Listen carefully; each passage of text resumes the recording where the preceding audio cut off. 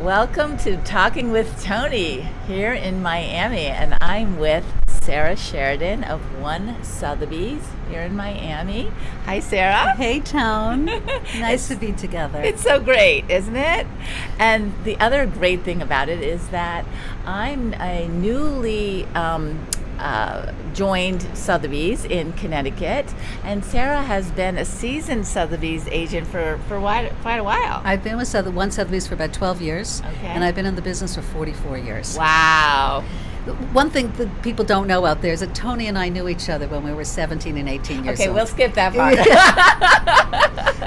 Because we could go on for a long time. But here we are all these years later with a visit in my hometown, and sharing the differences between Miami and Miami Beach. Which is the perfect segue, because coming down to visit Sarah, she's lived in a couple of different places, Bar Harbor, Coconut Grove, and now Brickell Avenue. Brickell Avenue. In downtown. And I'm totally confused. So I thought, well, maybe other people are a little confused. So, because when I left, people said, are you going to the beach or are you going to the mainland? I'm like, I don't know. So tell me a little bit about that. So, ever since I was a child, when people would speak to Miami, they'd really be speaking to Miami Beach. Okay. Because we all vacationed there. Okay. I had the privilege of living on the northern end of Miami Beach for about 27 years, where we raised our family. But it was very much of a beachfront community. The city of Miami is way larger, and our downtown was really just a working downtown. People didn't live here. Okay. And about 10 years ago, that started to change. And now with COVID, there's so many people that have moved to Miami that they're living in all parts of Miami and not just the beach side. So they're living in downtown. And another part of town that I lived in was Coconut Grove, which is one of the first suburbs just south of the city of Miami, a very historic part of town. Which feels very different than where we are. Very. So we're very much in a metropolis right now. Got a little bit of a flavor as if, from the days that I lived in New York City. But Coconut Grove is mostly single-family residential. A lot of the beach are condos, but there are some single-family communities there as well. But right now, we're in the heart of high-rise. Okay. And so tell me a little bit about how that compares to where you lived in, say, Bar Harbor. Bal Harbor. Bal Harbor. So Bal Harbor, I happen to have lived in a single-family home community. There was about 200 homes tucked in near shops across the street from the ocean.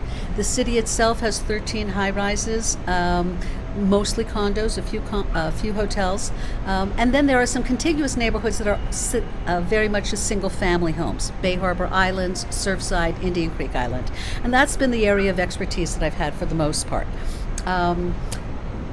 But part of my midlife crisis, I moved back to the city.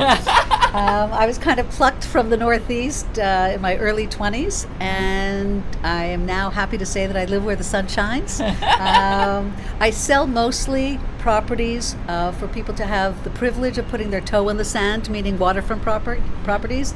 But now I'm only looking at the water. I'm not actually on the beach side. But you still have an amazing view. We have an incredible view. We can't really see it because we'd have to turn the whole thing around, but you can see a little bit of the reflection, and it's really amazing. It really is. So Miami was always in its naissance state. It was very much of a teenager when I first moved here. Just a lot of people vacationed here and they didn't live here. And now that we've reared our family, our children here, and we have grandchildren here, the city itself grew up just like our family grew up. Miami right now is one of the fastest growing cities in the nation. It's one of the few cities still with appreciating real estate. Again, I think one of the big pushes has always been people coming from elsewhere. There was a Cuban migration, there was a Canadian migration, there was a lot of Russians. There were big South American migrations over the years that I've been here. But the biggest so far recently has been the New Yorkers that have all come en masse since COVID. When people realized that they didn't have to be in just a small apartments in cold weather, there was a gush of people that came here. We're also a state that we don't have a state tax and no income tax, state income tax. So there are a lot of people from other heavily taxed states like Illinois and California that are moving here as well. Wow, that's fascinating. And that sort of aligns with, in terms of the New York City thing and post pandemic aligns with what we're experiencing in Westport, Absolutely. Connecticut. A lot of pull coming out from the city, so Sure. that's a similar clientele. Sure. So it's very hard to give up New York. Yeah. And I know it, and I felt it, and I agree with it. But I do think that it came to a point that people said, why do I have to live in the cold? Right. So Miami was always a place where a lot of people had secondary homes. But again, I think over the last few years, there are a lot of people shifting and saying, maybe we could make this a primary residence. Right. In addition to which, the majority of my clientele were always in their 60s, 70s, 80s. And once we got into a situation where they realized that their states of origin were very heavily taxed, and here there's no estate tax, even pre-COVID, there were a lot of people in their senior years that said, let's make this our primary residence. Right. Gave me the opportunity to sell big condos or Yeah. bigger homes, because you have to actually prove that. Yeah. You can't just say I'm moving here and now I'm a Florida resident. You have to change your driver's license. You have to, sometimes they ask you, where's your art? Where are your fur coats? If they're still stored in Connecticut or New York City, you're not a Florida resident because you don't have access to that's it. fascinating. Yeah, I went to a whole seminar actually on what it takes to become a Florida resident. But I had some esteemed clients that lived out on Long Island, and they gave up those homes. And they came, in this case, one of them in particular came to Bell Harbor, bought a 5,000 square foot condo. That's now his home, and he's saving a lot on his taxes. Wow. So you're clearly an expert on what it No is expert. to move No expert. to Miami. But seasoned. But yes, seasoned. I like that. Seasoned. Well, this is great. This is just a little like you obviously have so much knowledge, and so hopefully you'll get a whole new audience here. Bienvenido a Miami. and brush up on your Spanish.